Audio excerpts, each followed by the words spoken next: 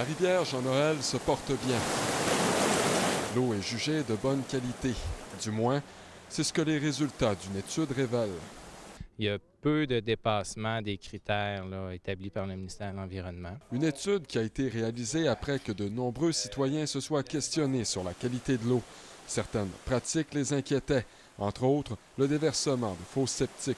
Depuis 2007-2008, on a travaillé sur la réfection des fosses septiques de tous ceux qui étaient non conformes, puis qu'il en reste peut-être 5 ou 6 là, à finaliser. Les activités agricoles ont été pointées du doigt par plusieurs. Certains agriculteurs ont dû revoir leur façon de faire, comme limiter l'accès des animaux aux cours d'eau. Les gens ont été conscientisés. Une conscientisation qui est importante au niveau des agriculteurs. Il y a un travail qui a été fait depuis plusieurs années pour améliorer la situation.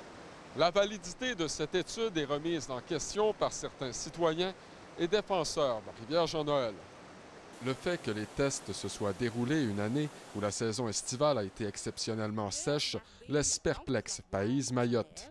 Une seule année d'analyse, c'est pas suffisant pour dire la qualité de la rivière correspond à quel degré. Claude Letarte se dit satisfait de l'étude, mais Ça ne veut pas dire que c'est parfait et qu'il faut arrêter. Je pense qu'il faut demeurer vigilant. selon le MAPAC, la Jean-Noël se place dans le quart des meilleures rivières au Québec. Patrick Harvey à Saint-Irénée.